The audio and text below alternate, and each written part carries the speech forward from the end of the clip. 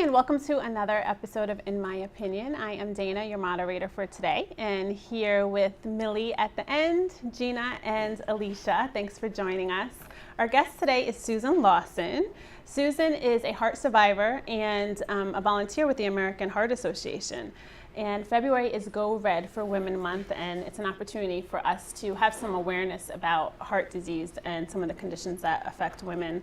And you're a survivor. I am happy to say. Yes, so are we. It's a pleasure to have you here for more than one reason. We're glad that you're here.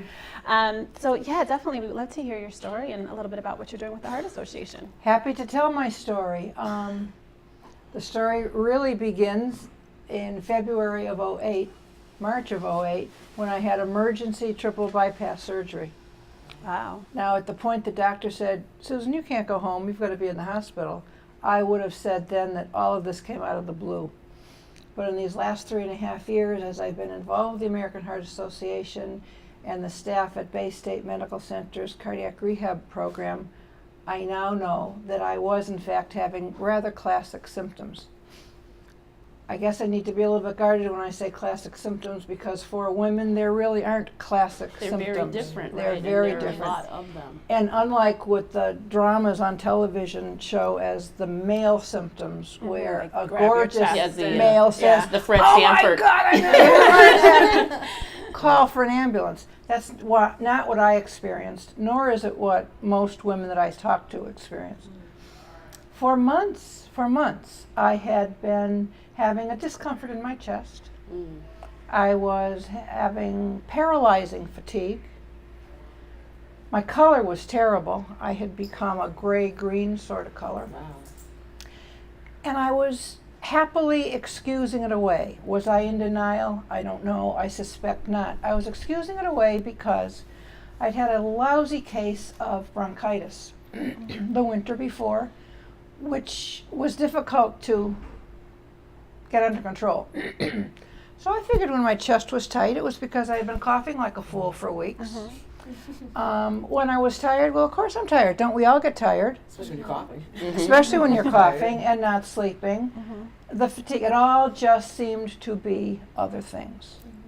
When I really started to think about the months that preceded the surgery, I remember walking the dog, which I do obviously on a regular basis, and one of the routes that I take has ever so slight an incline, and I had chest pain that ended when I stopped walking.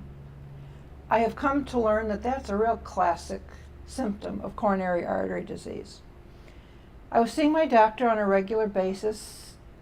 Neither of us put any of this together until a week before I went to my cardiologist. When I said, I've noticed that when I walk the dog, I have chest pain.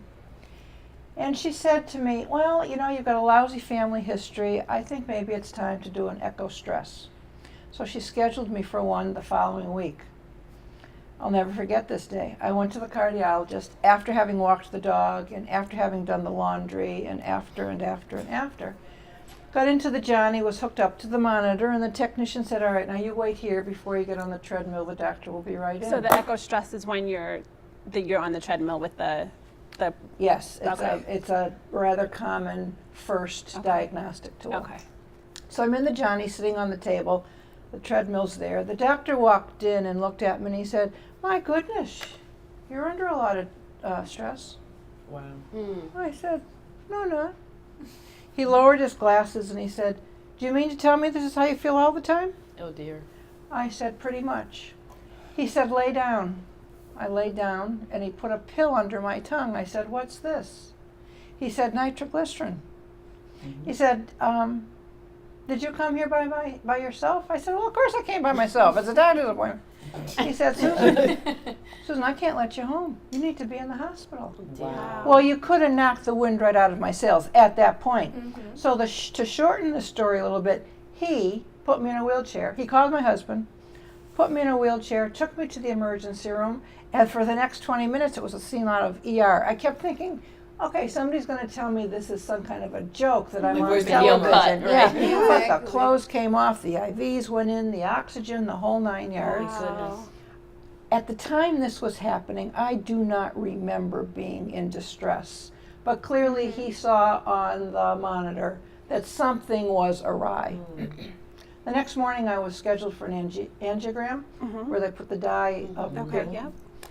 And while I'm on that table, a very good looking man stood over me and said, Delightful. "How do you feel about surgery?" I said, and the was try to buy some think time. Yeah. He said, "Tomorrow." Oh dear. So the following day, I had triple bypass surgery. Oh my goodness. Which I am very happy to report went very, very well. I am very, very fine. Good. That surgery was followed, obviously, by hospitalization and cardiac rehab at Bay State. And that program afforded just such wonderful care. And there was an academic component and a dietary component. So it was the package that helped me learn about how my body works and how it could work better, and taught me the kinds of things that I could do to help prevent another situation. Open heart surgery, as I understand it, and in my situation, is not a cure.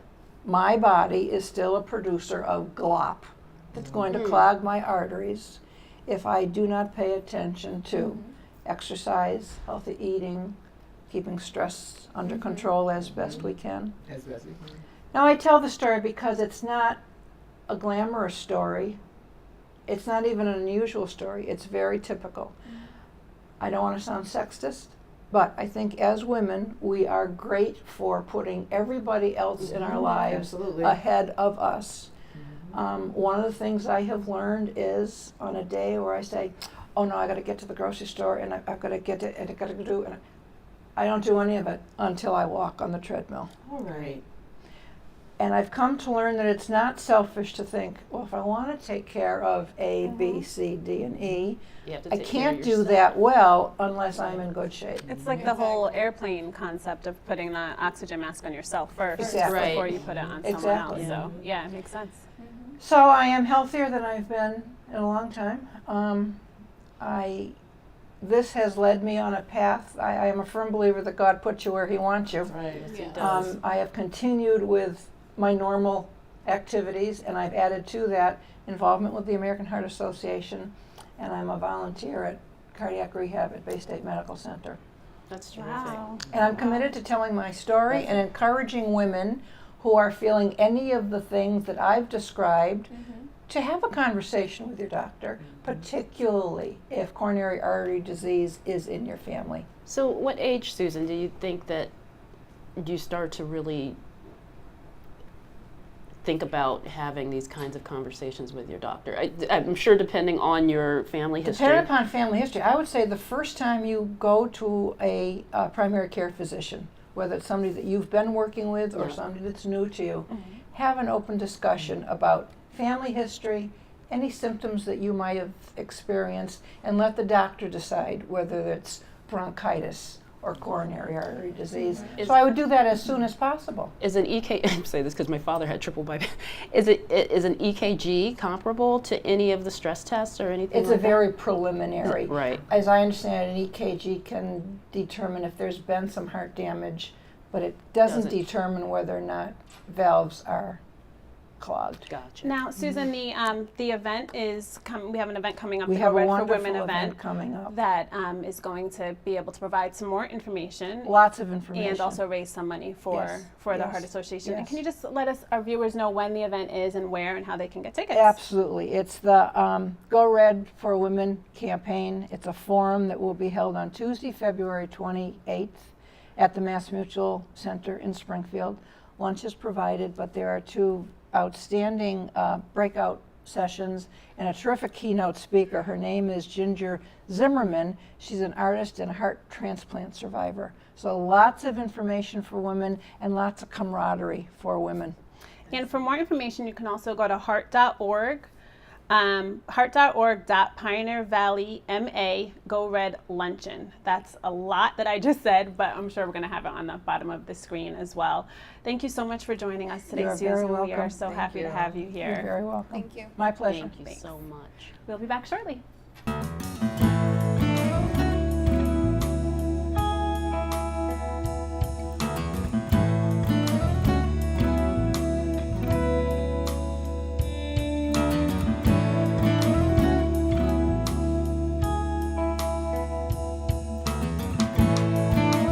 So we just got our food. Are you excited? I am excited. This is a sampler. And usually Right. samplers have a ton of stuff I don't like. Right. But this is a good one. This is a good I'm one. excited. Fried pickles. Yep. Green beans and Mozzarella sticks. okay. And lots of sauces.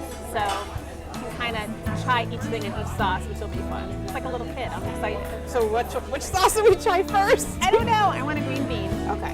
And I'm not sure what this is at the end, but this looks pretty good.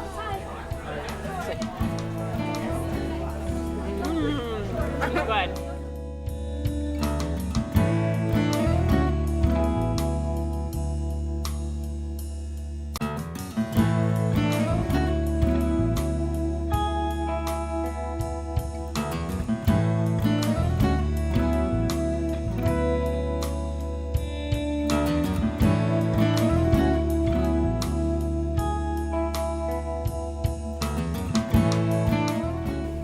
So we have our desserts.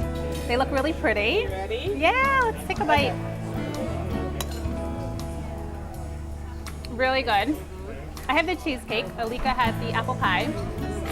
And their slogan here is everybody's restaurant. And as two vegetarians, we were both really satisfied with our meal. So it's definitely everybody's restaurant. Definitely. They also have hamburgers and steaks and other Yes. things too. Right? Yeah. If you're right off of Route 57 West in Feeding Hills, and we especially like to thank Dino, the owner of the restaurant. And when you come visit, say hi to Dino and tell him IMO sent you.